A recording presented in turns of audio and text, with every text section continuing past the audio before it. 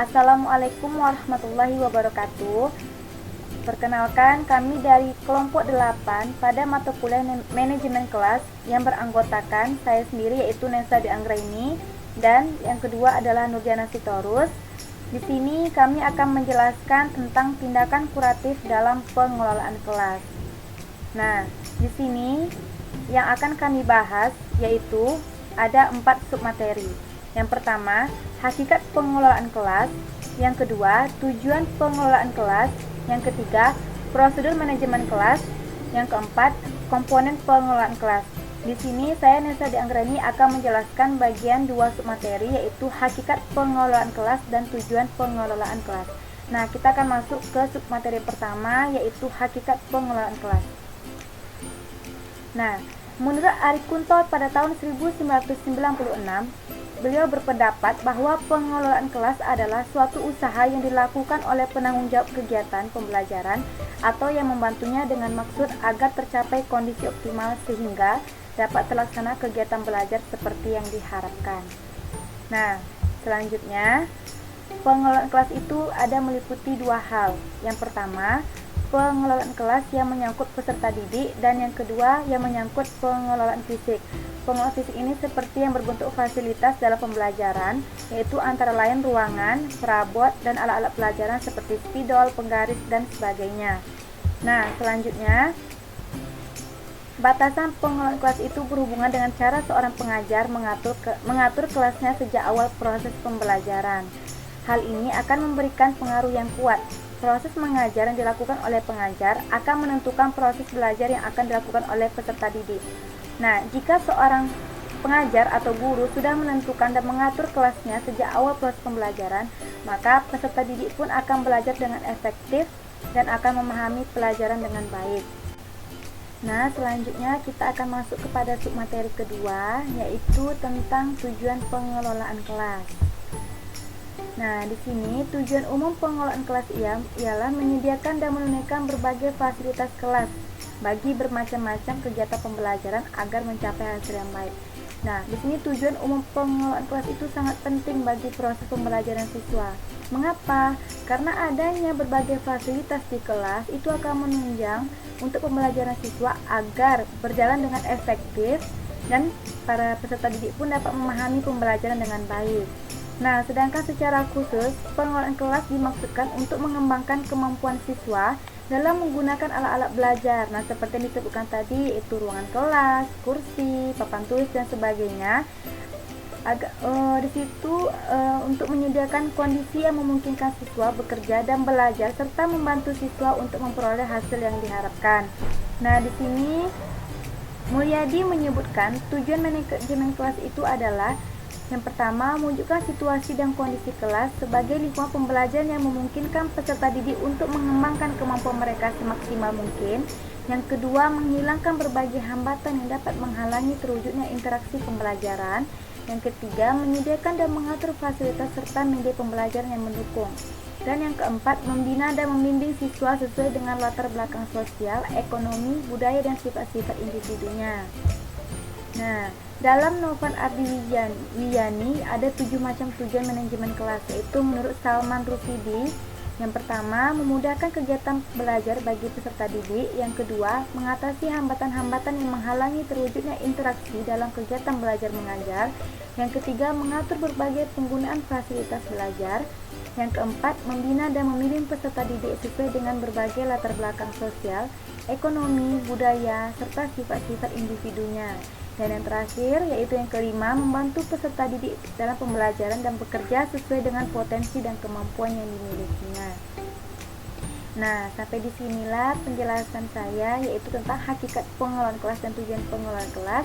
Selanjutnya yaitu pada submateri ketiga dan keempat akan dijelaskan oleh teman saya yang bernama Nurjana Sitorus. Kepada Nurjana dipersilakan.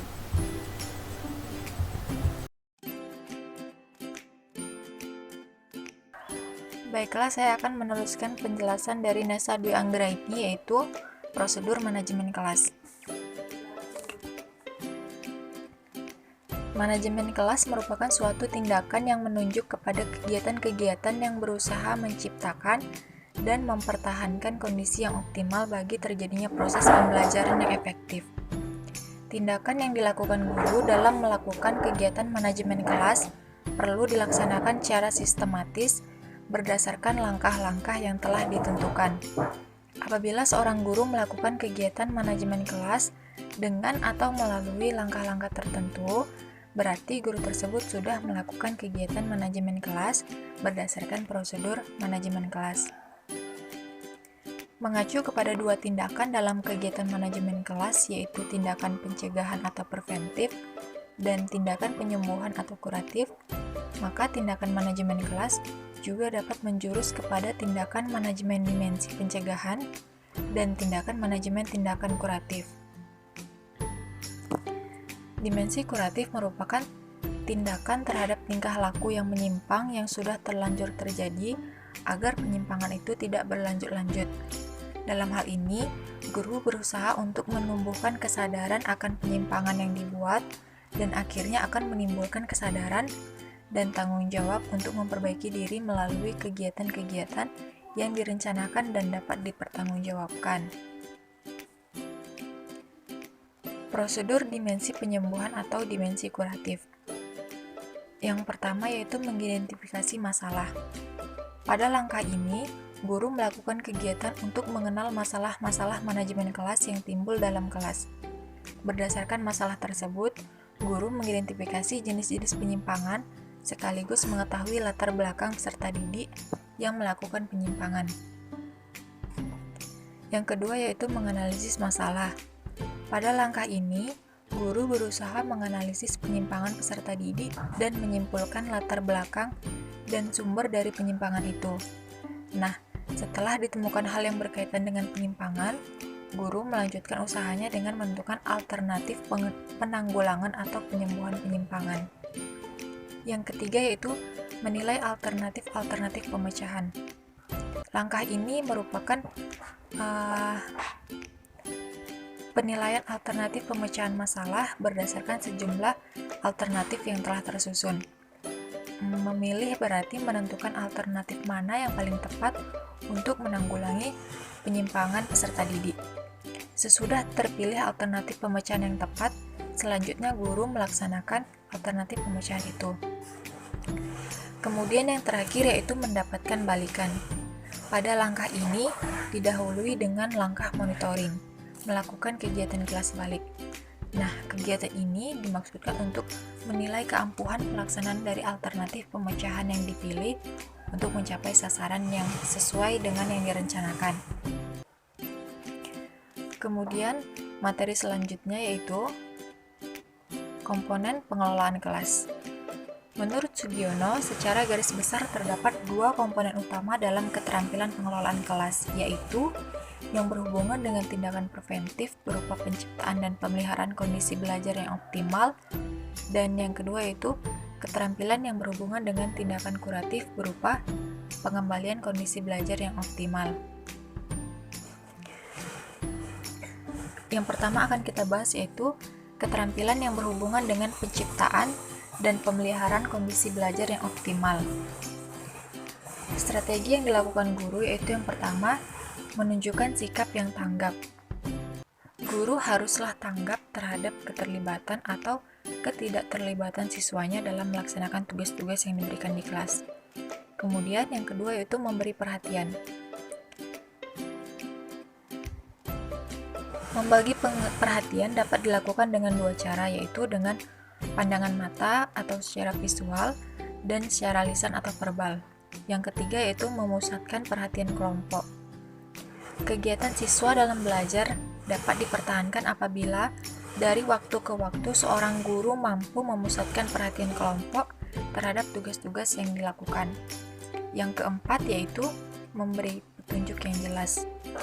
Petunjuk atau arahan yang diberikan oleh guru sebelum siswa yang melaksanakan sesuatu sangat menentukan hasil kerja yang dapat ditunjukkan oleh siswa. Untuk itu, cara guru dalam memberikan petunjuk itu harus jelas, singkat, dan mudah dipahami oleh siswa agar tidak terjadi kebingungan pada diri siswa. Kemudian yang terakhir yaitu inisiatif untuk mengatur. Masuk materi yang kedua, yaitu keterampilan yang berhubungan dengan pengembalian kondisi belajar yang optimal. Nah, strategi yang dapat dilakukan guru yaitu dengan pengubahan tingkah laku. Kemudian yang kedua itu pemecahan masalah kelompok.